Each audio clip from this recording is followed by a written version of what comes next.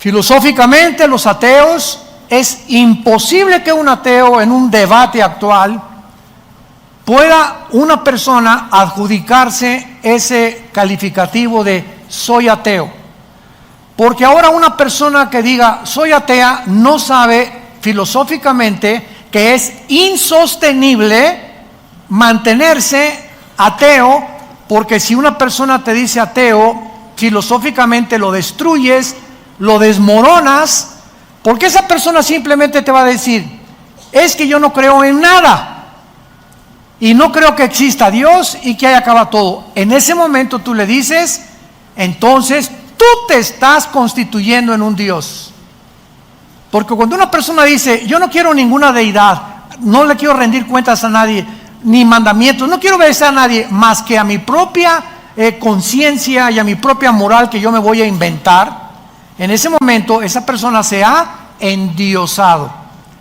Entonces, ateo sin Dios no existe, porque no crees en nadie y crees en ti mismo, y en ese momento te constituyes en un Dios, como los césares romanos, que se erigieron dioses para que los adoraran, porque también ellos, aunque eran politeístas, creían también, ¿verdad?, que ellos también eran dioses. Bueno, en fin, políticamente, religiosamente, filosóficamente, hemos llegado a un mundo caótico, a un mundo donde prevalece la angustia, la desesperación en las gentes. Vemos las caras en los centros comerciales, donde viajes tú, la gente,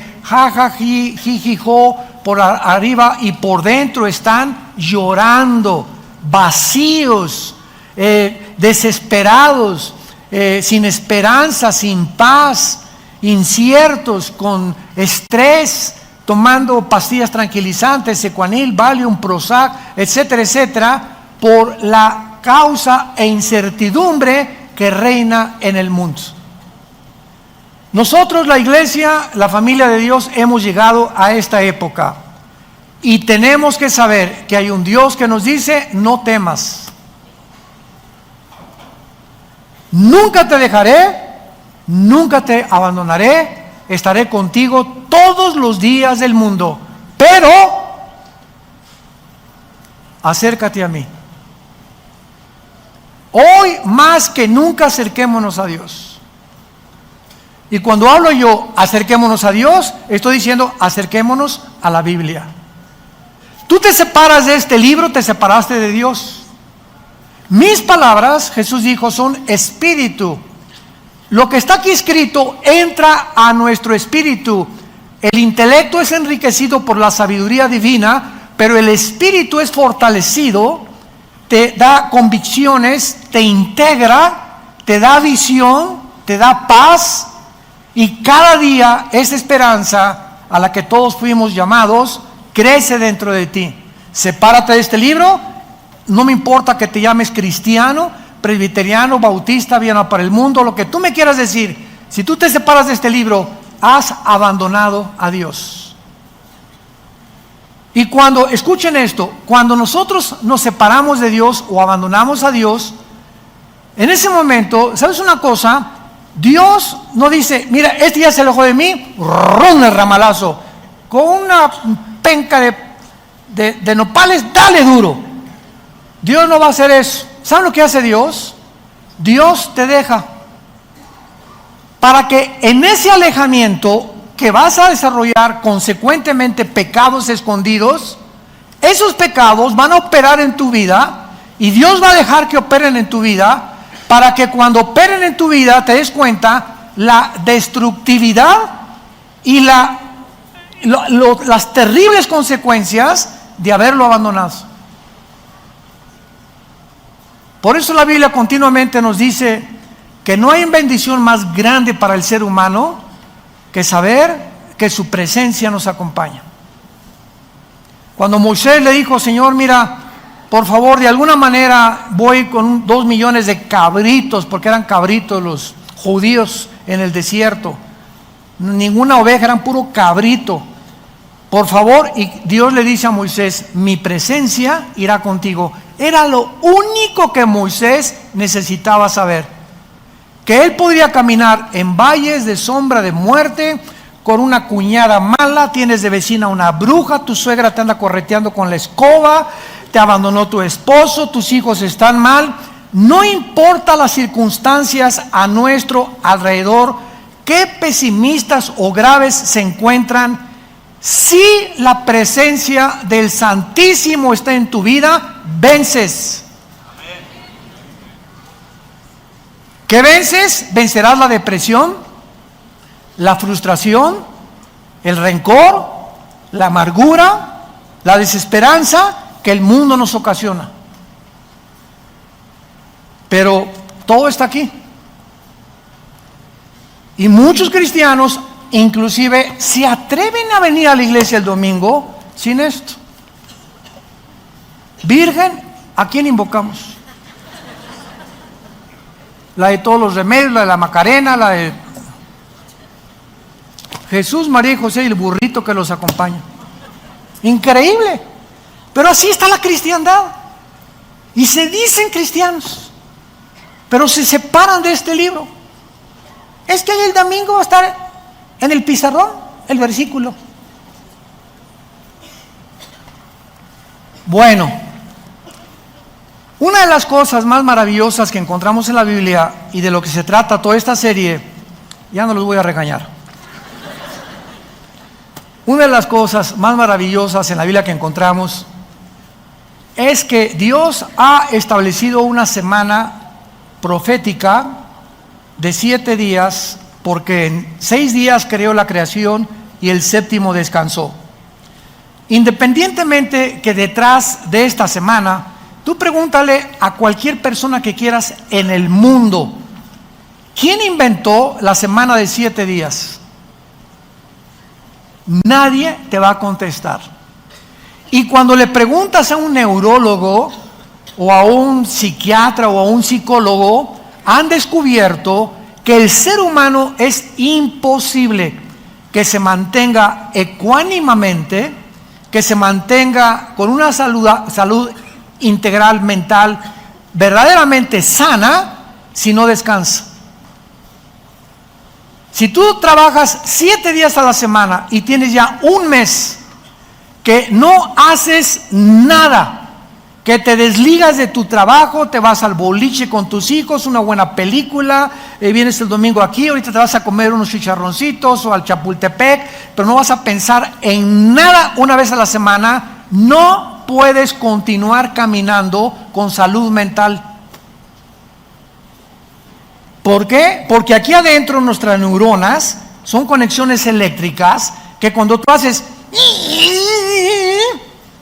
comienzan a hacer así chispas y te comienzan a producir problemas mentales que te van a desenfocar de tu vida, de la sabiduría que necesitamos para el matrimonio, para consejos a nuestros hijos, para resolver nuestros problemas, porque estás tenso, estás tensa. ¿De dónde viene esa tensión? De tu incredulidad. Has llegado a ese punto simplemente porque no crees en Dios. No es cierto que creas en Dios. No es cierto que crees en la Biblia. No es cierto que estás memorizando la Biblia a diario. No es cierto que todos los días le echas tu ansiedad sobre Él y llegas todos los días, Padre, el oro cayó, el dólar cayó, mi hija se fue, mi esposo me abandonó, mataron a mi perro, se comió un gato a los ratones de mi casa, etcétera, etcétera. Lo que pase en tu vida, si tú tienes paz y la presencia de Dios está contigo, porque tienes contacto con Él diario, con este libro, tú vas a vencer. Tú vas a ser y vas a formar parte de los vencedores que habla Cristo en el mensaje a las 7 iglesias en el Apocalipsis. Los que vencieren, los que vencieren, los que vencieren, los que vencieren.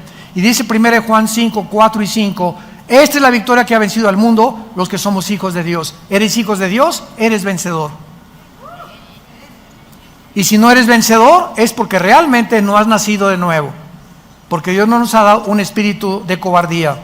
Entonces, a partir de la semana que Dios estableció y se la dio a Israel para que descansaran el séptimo día, a nosotros nos dio el primer día, que es el domingo. Ya no vamos a meternos mucho en eso, hablé en la antigua conferencia de esto.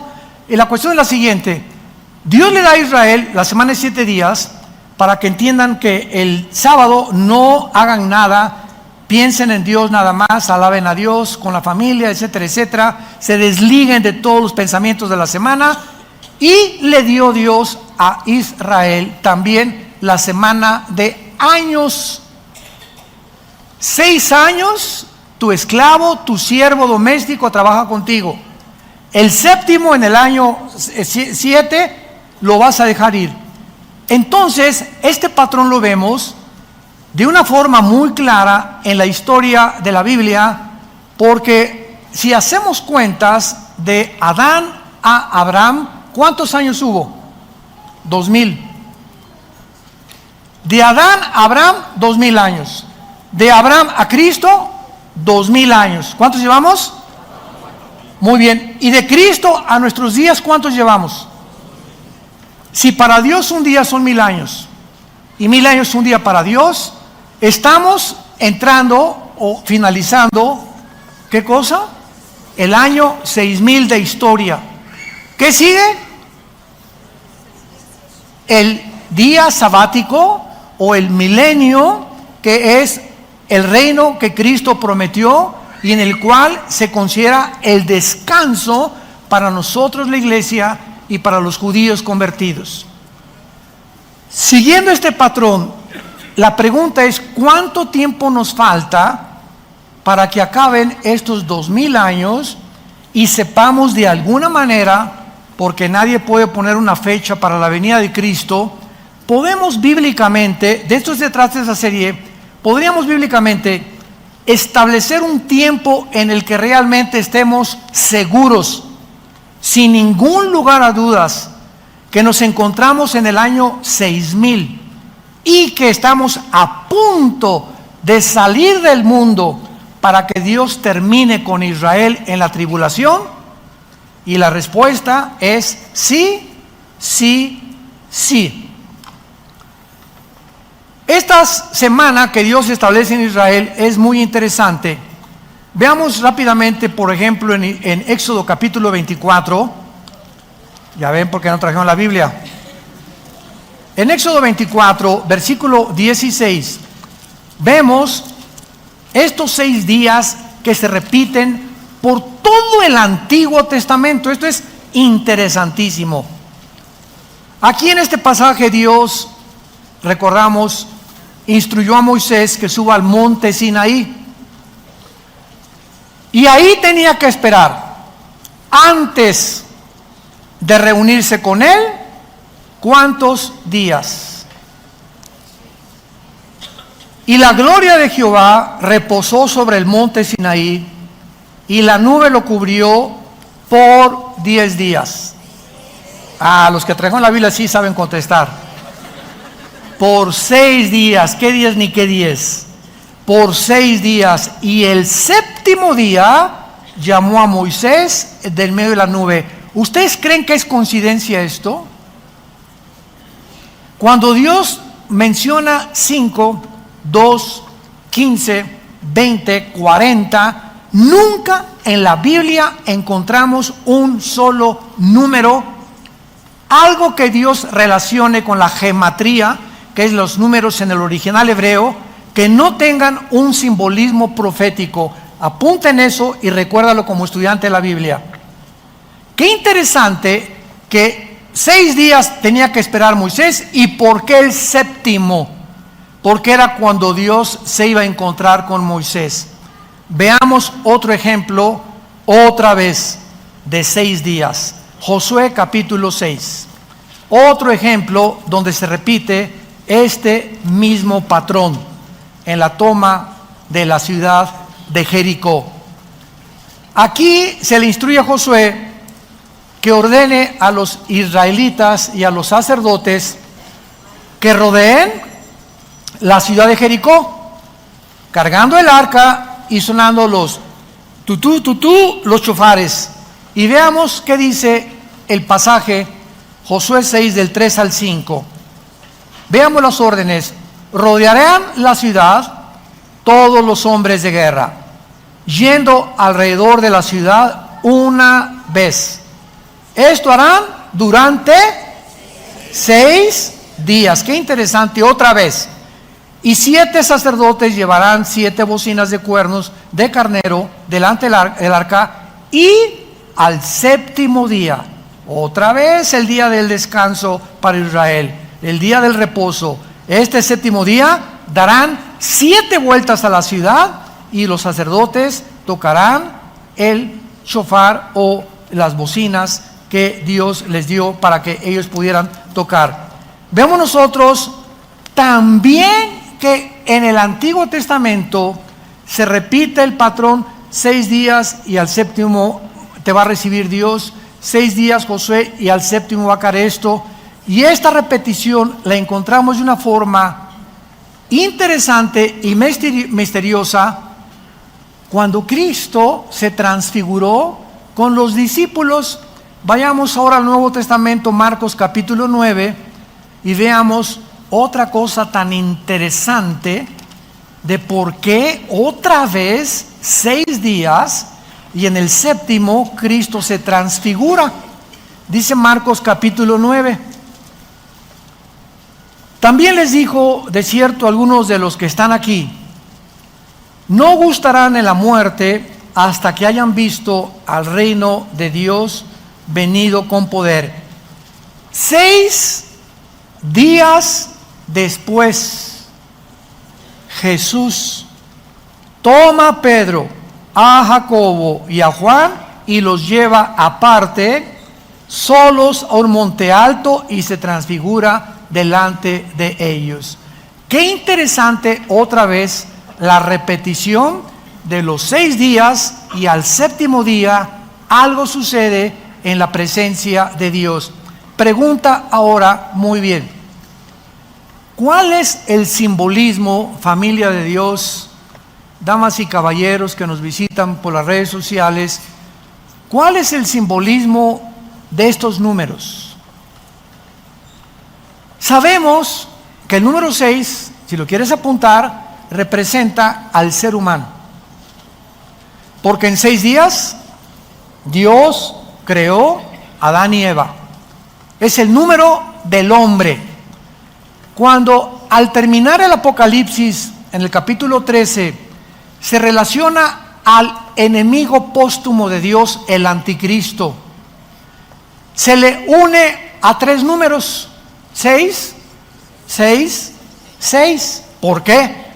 Muy bien, si el 6 es el número del hombre y el 3 es el número de la Trinidad, nos damos cuenta que el anticristo es el hombre elevado a Dios. 3 veces el 6 es la exaltación del anticristo queriéndose hacer Dios. Entonces, todo en la Biblia tiene un significado, se llama gematría, si lo quieres apuntar, cuando se relacionan los números con las letras, las 22 letras que contiene el alfabeto de los hebreos. Entonces, sabemos que el número 6 es el número del hombre y el 7 es el número de la perfección moral. ¿Se acuerdan del menorá? Es el símbolo, ¿lo ven aquí? El menorá es el símbolo que adoptamos nosotros de hace 35 años. El menorá se encuentra al final del Apocalipsis, aunque se los dio Dios al Antiguo Testamento, a los hebreos. Pero síganme con cuidado. El menorá significaba en el Antiguo Testamento la luz, y en el Nuevo Testamento aparece en Apocalipsis capítulo 1, y a Cristo aparece en medio. ¿Y qué hay a la izquierda? ¿Cuántos ramitas?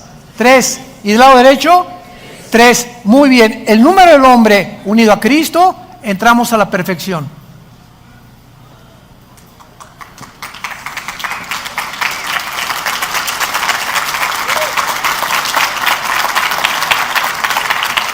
Cualquiera que me escucha, tú como ser humano, sin Jesús, eres una persona incompleta. No es hasta que Jesús entra a nuestra vida que subimos a un rango donde comenzamos, aunque no lo alcancemos en esta vida, de espiritualidad, donde la mente se nos abre y comenzamos a entrar a la dimensión espiritual mediante la Biblia, y nuestra vida comienza a ser restaurada. porque Jesús ha entrado y nos convertimos en la luz del mundo. Y tú eres la única luz en el salón de tus clases. Tú eres la única luz en tu taller de carpintería, en tu bufete de abogados, en tu consultorio médico, en tu taller de surcido, en tu escuela, donde quiera que vayamos. Estamos en un mundo en tinieblas. Ahora en Navidad te vas a juntar con personas de tu familia que no saben nada de nada más que pásamela de Tequila Cuervo. Y viva Jesús y viva Zapata también. Y si tú en estos tiempos en la que la gente está predispuesta de una forma sensible por Jingle Bells y Noche de Paz, hay un espíritu de melancolía en el mundo, etcétera, etcétera, si no aprovechamos, para eso lo hacemos, porque sabemos que Cristo no nació el 24, pero lo aprovechamos para que en este espíritu en que se encuentra el mundo, demos testimonio de Él. Y ahora en Navidad, ay de aquel cristiano que tenga una noche de Navidad o que la pase con sus familiares y en toda la noche y en todo el día, ni el 25 hablaste de Jesús o les dijiste, por favor, pido la palabra. No me importa lo que van a decir de mí, quiero decirles que la Biblia dice, siempre digas, la Biblia dice que un hombre murió hace 2000 años. Querida familia, amigos que nos visitan, la Biblia dice que Él pagó por tus pecados, que Él murió y resucitó, fue enterrado y resucitó al 3 días. Ese hombre ha entrado a mi vida y no les puedo decir más que Él vive. Y quiero decirles a ustedes que necesitan arrepentirse de sus vidas e invitarlo a sus vidas, a su corazón. Si te hacen caso o no te hacen caso, no es tu problema. Los resultados se los dejamos a Dios. Tú cumple con el ministerio que Dios nos ha dado. Vayan y den estas noticias al mundo entero. Y si tú no lo haces, es porque no tienes el Espíritu Santo, porque Dios no nos ha dado espíritu de cobardía, sino de poder, amor y dominio propio. Entonces, si tú estás chico palas, y hay que van a decir de mí mis cuñaditos, y por aquí por allá, esta cobardía que te invade, te denota que no tienes el poder del Espíritu Santo, y por eso no das testimonio. Te engañas, no es cierto que eres cristiano. No es cierto que eres cristiano. No sigas engañándote más. Dios no nos ha dado espíritu de poder. Y recibirán poder, Hechos 1:8, recibirán poder cuando haya venido el Espíritu Santo y me serán. ¿Lo está haciendo? La única evidencia que habla que tú eres cristiano es que hablas de Jesús. Y no te importa la reacción, ni lo que digan, ni la persecución a la que te puedes enfrentar. Porque lo único que te interesa es cumplir con la responsabilidad de ser testigo del Hijo de Dios. Ahora bien, una vez que vemos que el 6 es el número del hombre y el 7 la perfección, el resultado de todo esto, de tantos 6 y el séptimo, el 6 y el séptimo, es que tenemos un patrón en la Biblia, un patrón que Dios nos ha dejado para que comprendamos la forma cómo se desarrollará la historia. 6,000 años de historia, estamos a punto de entrar al 7,000, que es el milenio donde Cristo viene. Y Dios nos ha prometido esto. Así pues, hemos visto que hay un patrón en la Biblia y un plan de Dios. Y esta es la razón también, ¿verdad?, de poder comprender el gran panorama que tenemos en la Biblia de Dios para entender dónde nos encontramos ahora. Lo único que podemos decir con seguridad es que nos encontramos en el año 6,000. De eso no hay dudas. Porque de Adán a nuestros días ha habido 6,000 años de historia de acuerdo a las genealogías de la Biblia, con diferencias de años bisiestos, cuando se cambió el calendario lunar, que es de 360 días, por el calendario gregoriano, que le aumentaron 5 días, minutos, segundos. Estamos en años 365 días, los judíos son sus años de 360. Entonces ha habido bastantes cambios. y decimos que estamos en 2019, pero realmente, si estamos en 2019 y realmente estamos contando los años de 360 días de parte de Dios, nos encontramos en la orilla de la venida de Jesús por nosotros.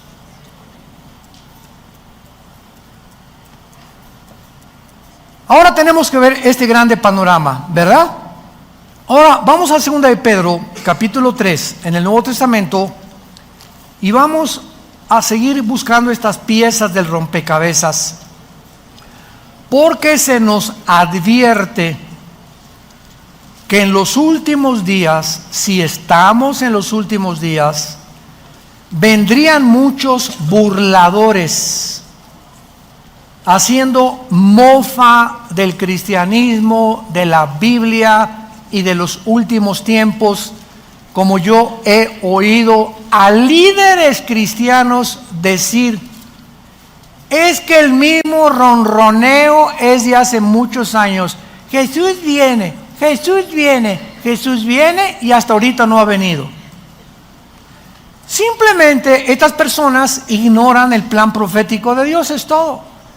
Y están expresando barbaridades, porque no entienden que si no ha venido es porque no se ha cumplido todavía los 2000 años que tienen que cumplirse de la época de la gracia y de la iglesia, que es la que estamos viviendo tú y yo actualmente. Segunda de Pedro 3, versículo 3.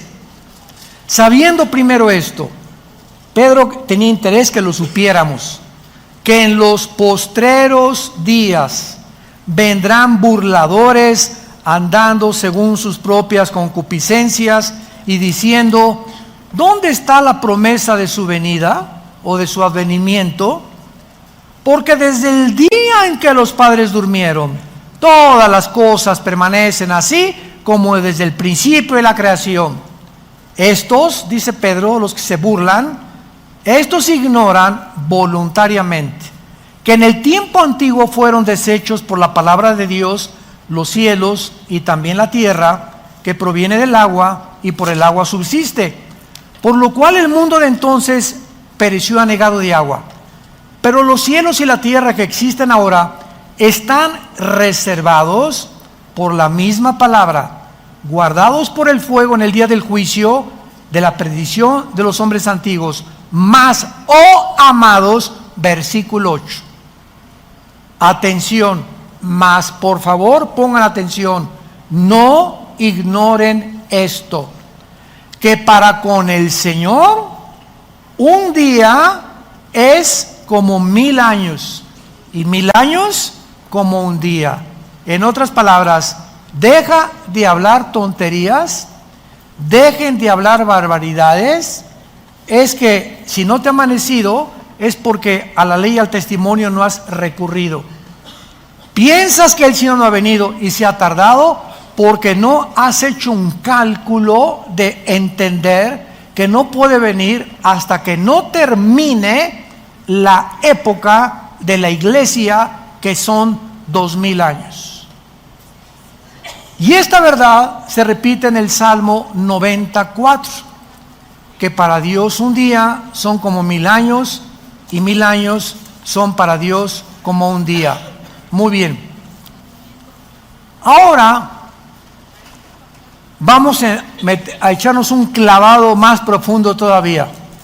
Vamos al libro de Oseas, en el Antiguo Testamento, Oseas, capítulo 5, y vamos a encontrar y descifrar otro misterio escondido, maravilloso, que tal vez muchos lo habíamos leído, y yo hasta hace algunos meses también pude, ya realmente me resaltó así, como decían los griegos, eureka. Cuando los griegos descubrían algo decían eureka, o sea, se hizo la luz, o recorcholis, zambomba, lo he encontrado, lo he descubierto, de repente, ya lo entendí. En Oseas capítulo 5, hasta ahorita hemos podido identificar el patrón de los 6000 años de historia humana, compuesto por las semanas de días que Dios le dio a Israel. Pero ¿cómo sabemos, qué es lo que vamos a continuación a tratar de responder, cómo sabemos que en este plan profético de Dios va a continuar como es esperado? O sea, ¿cómo tenemos la seguridad? Viene la pregunta lógica, válida, que son 6,000 años. ¿Por qué no 1,500 años? ¿Por qué 1,000? Hermano, ¿no estará usted equivocado y serán 2,100 años? Cuando entremos y abordemos ahorita esta profecía comparada con otras, vamos a ver con qué claridad el Espíritu Santo nos muestra lo que nos continuará mostrando a través de la Biblia. ¿Acaso, otra pregunta, la iglesia se tiene que conformar con el plan profético de Dios? ¿Cómo sabemos que el tiempo de la iglesia son de 2,000 años exactamente? Muy buenas preguntas. Para responder es interesante estas preguntas, vamos a examinar algunos pasajes de la Biblia. Oseas 5, del 15 al capítulo 6, versículo 2. Oseas 5, comenzamos en el versículo 15. Por favor, saca tu microscopio y tu lupa. Dice así: andaré y volveré a mi lugar. Andaré y volveré a mi lugar hasta que reconozcan su pecado y busquen mi rostro. ¿Se acuerdan? Familia de Dios, ¿se acuerdan cuando Jesús entró a Jerusalén llorando y dijo estas palabras? Jerusalén, Jerusalén, que matas a los profetas y como la gallina, los pollitos, los he querido y ustedes no quisieron. ¿Y se acuerdan lo que Jesús dice a continuación? Baruch Hashem Adonai Eloheinu, en el hebreo, que dice, me dirán hasta que me digan, Baruch Hashem, hasta que ustedes me digan, bendito el que viene en el nombre del Señor, regresaré a Jerusalén. O sea, hasta que Jerusalén se convierta espiritualmente, Jesús no puede regresar a Israel. Y 600 años antes, el profeta Oseas dice, ¿de quién creen ustedes que está diciendo, andaré y volveré a mi lugar hasta que reconozcan su pecado? ¿De quién está hablando? De Jesús. Oseas se adelantó a las palabras proféticas de Jesús. Hasta que cuando yo regrese, reconocerán su pecado y buscarán mi rostro, en su angustia me buscarán, que será el tiempo de la tribulación. ¿Vamos bien? ¿Capiche? Capítulo 6. Vengan y volvámonos a Jehová, porque Él arrebató y nos curará, hirió y nos vendará. Por favor, saquen su lupa. Nos dará vida, subraya la palabra vida. Después de 2 días, al tercer día nos resucitará. Subrayen la palabra resucitará. Son 2 palabras diferentes, vida y resurrección, que vamos a explicar. ¿Después de cuántos días les dará vida Dios a Israel? ¿Serán días de 24 horas? Días de años, 2,000 años. Ya me voy.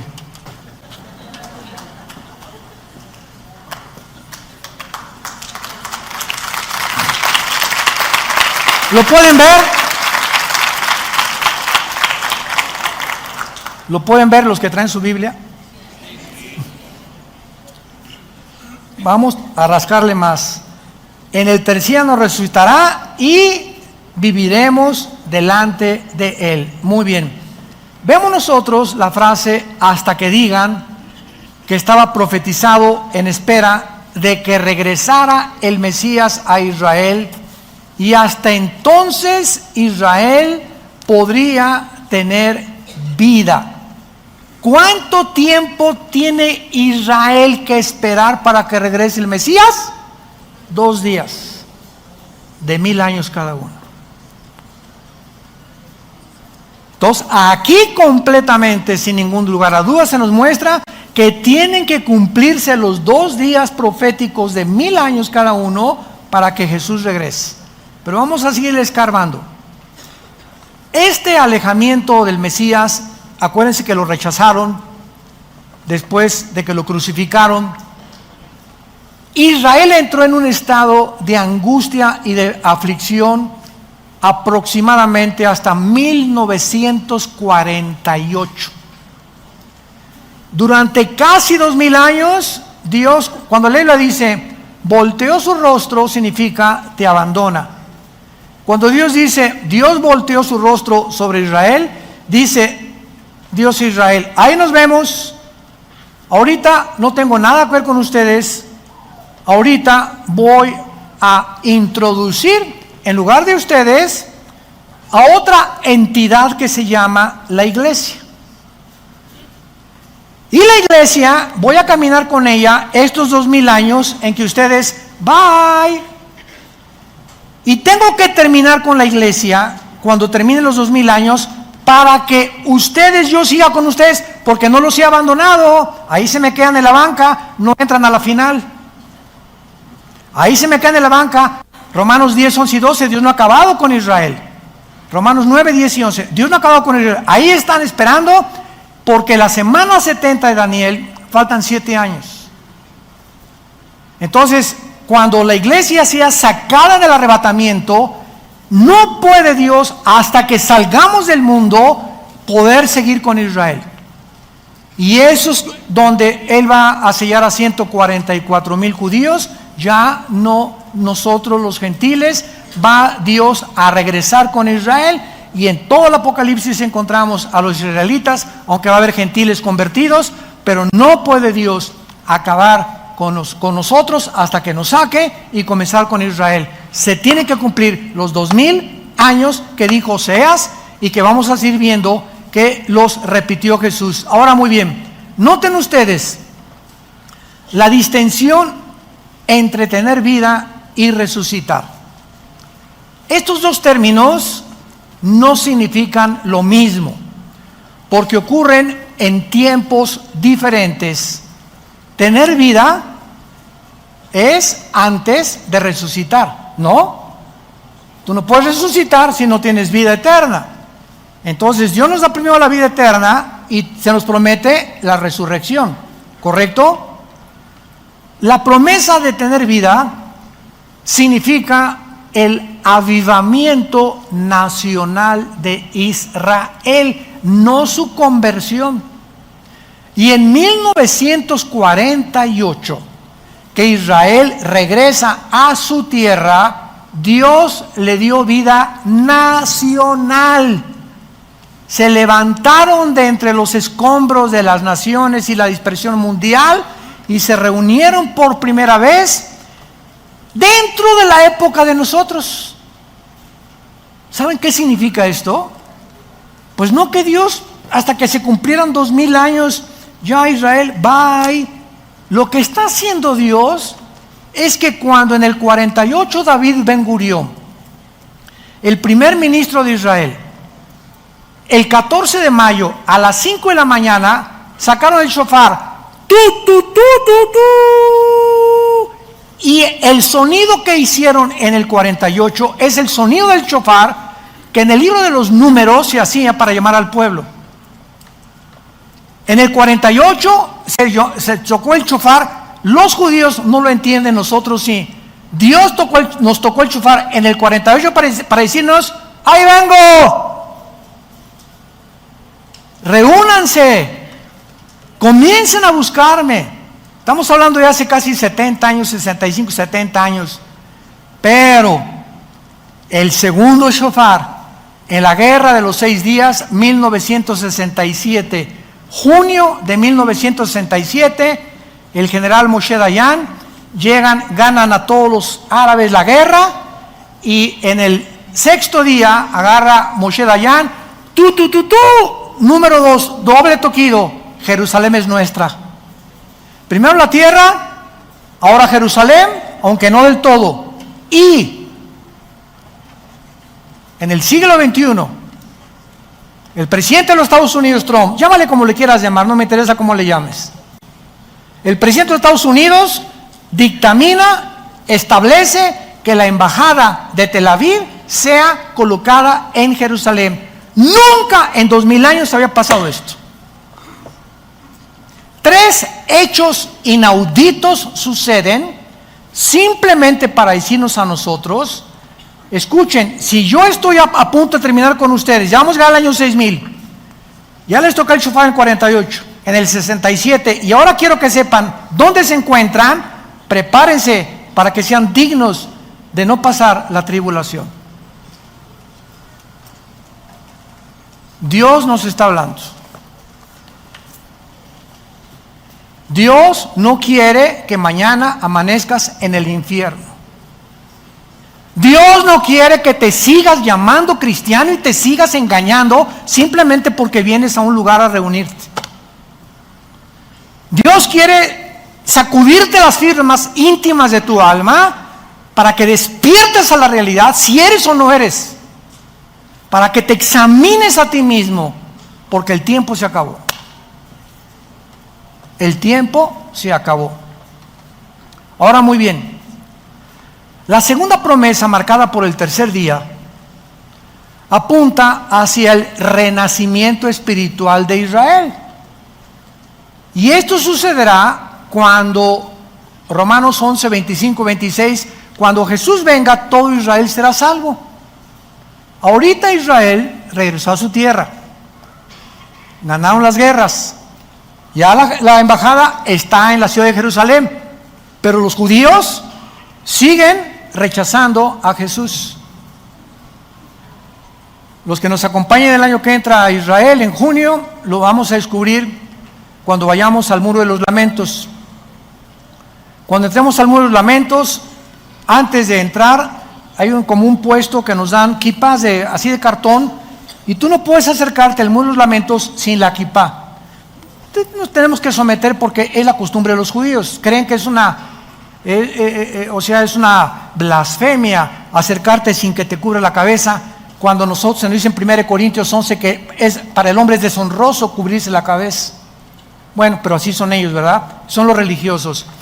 Y cuando llegamos a algunos lamentos, vas a encontrarte a judíos enfrente de los lamentos vestidos de negro, con caireles, con sombreros, casi kippah se lo ponen después, pero los religiosos ortodoxos tienen sombrero y están así. Y agarran papelitos y los escriben y los meten entre las hendiduras de las piedras del Museo de los Lamentos, para que cuando venga el Mesías, esas oraciones que introducen en las piedras se cumplan.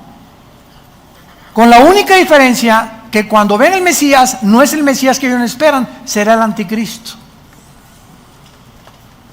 que los entrampará y les hará creer que es el Mesías con los milagros que va a hacer. Y muchos escogidos cristianos también se van a ir con la finta y van a ser engañados.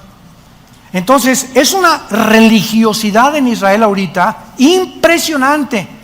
Y si tú en el Muro de los Lamentos, se los advertimos a todos los que nos acompañan, mencionas la palabra Yoshua, te apedrean, te adelantas al rapto. A mí me lo hicieron, no me apedrearon, me salvaron.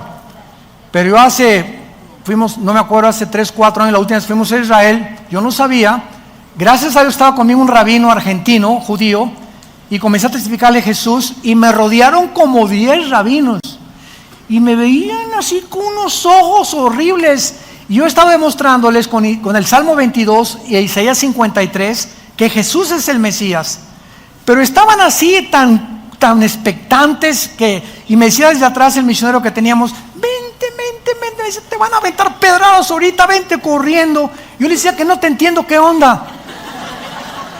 Total que el rabino argentino, de alguna manera Dios le tocó el corazón, me agarró y me sacó y me llevó hasta afuera del Muro de los Lamentos, y ahí me dijo, me enteré 2 años después que ahora es pastor en Argentina. Se convirtió a Jesús. Gracias, Padre. Tu palabra no vuelve vacía. Ahora, muy bien. Y en penúltimo lugar, estos 2 días son muy interesantes Porque repito, ya Dios le dio vida nacional, va a venir la vida espiritual. Y vemos nosotros que cuando Jesús vino, continuamente estuvo diciéndoles a sus discípulos: me voy y regreso. Lo que dice Oseas: me iré y regresaré. Vamos a ver rápidamente algunos pasajes. Juan 7, Evangelio de Juan, capítulo 7, versículo 33. Esto es precioso en la Biblia. Dice Juan 7, 33, está Jesús hablando. Entonces Jesús les dijo: todavía un poco de tiempo, o sea, aquí está hablando ya semanas antes de su crucifixión. Vean cómo Cristo tenía su calendario y su agenda perfectamente trazada. Cuando llegó el día de su muerte, cenó la última cena. ¿Se acuerdan qué les dijo? Jesús sabía en la última cena que era la última cena, que no iba a desayunar ya con los discípulos. Él sabía perfectamente bien el día, la hora, los segundos en que iba a morir. Su agenda estaba clarísima, la que el Padre le dio antes de bajar al monte. Y comienza a anunciarles: todavía un poco de tiempo estaré con ustedes e iré al que me envió. ¿De qué está hablando?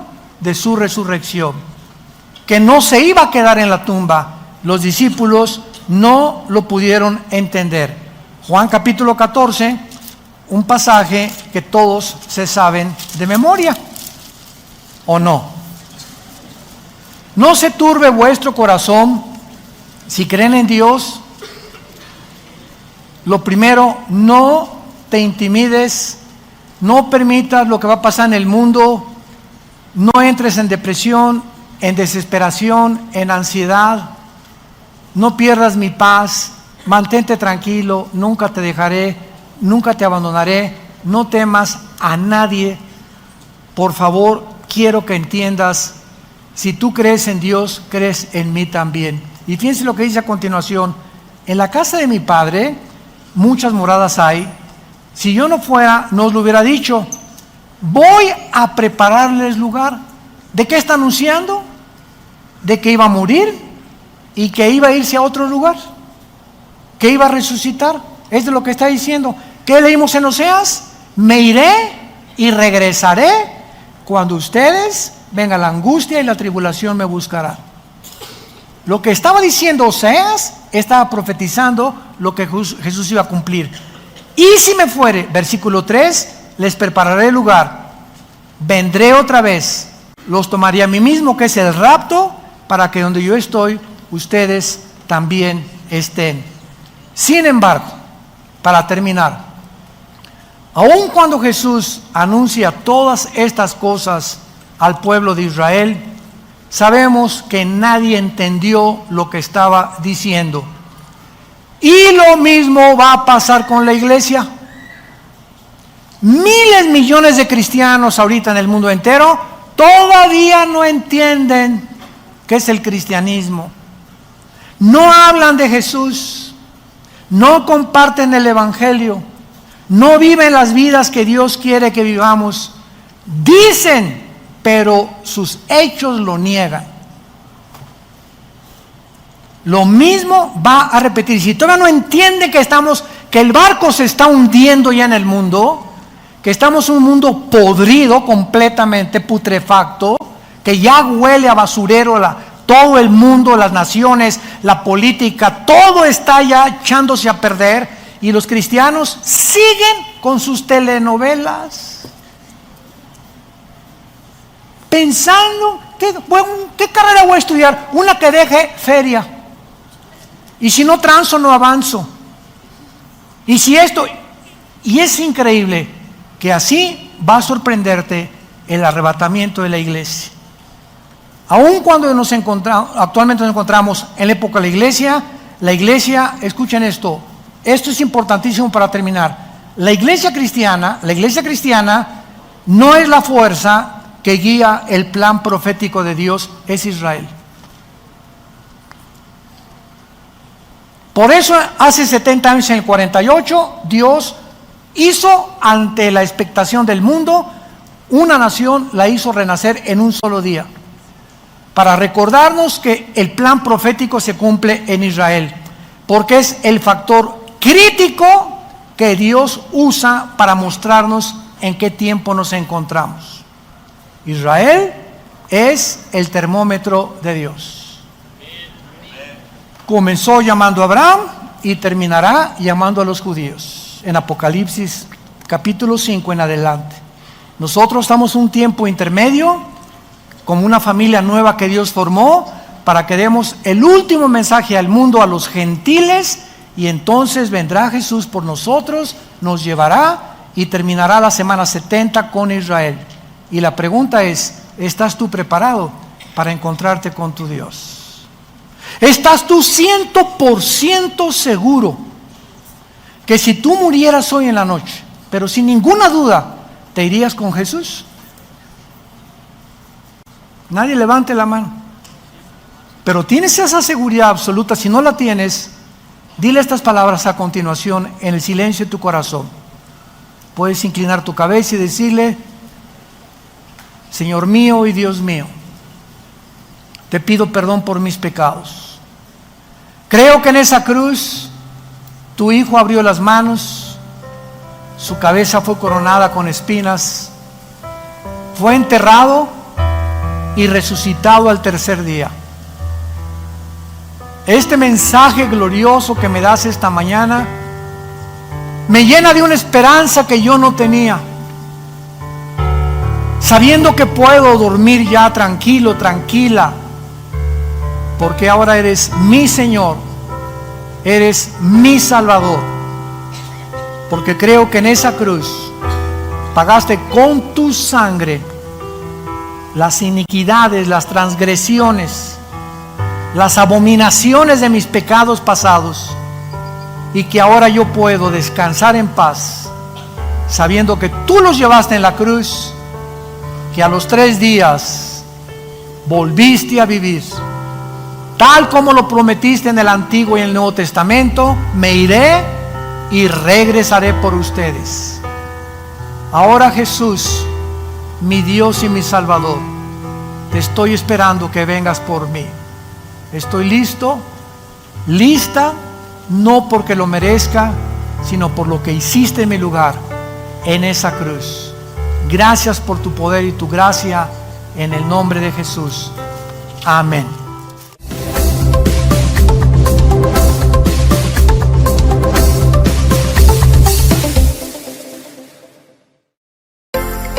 Vida Nueva para el Mundo se sostiene y propaga el mensaje de salvación de Jesucristo gracias a Dios y a tus donativos. Llevemos juntos el Evangelio de Jesucristo al mundo entero. Realizamos eventos, seminarios, congresos y diferentes programas para dar a conocer el mensaje de salvación y el poder de nuestro Señor, transformando y edificando vidas de mujeres, hombres, niños alrededor del mundo. ¿Qué pasa cuando decides hacer tu donativo? Aunque no puedas llevar la palabra personalmente a todo el mundo, de esta forma lo estás haciendo. Con tus donativos o aportaciones, estás sembrando y formando parte de lo que Dios está haciendo en su obra.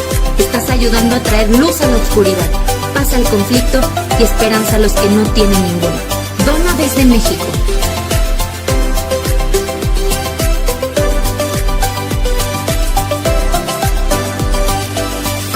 Dona desde Estados Unidos.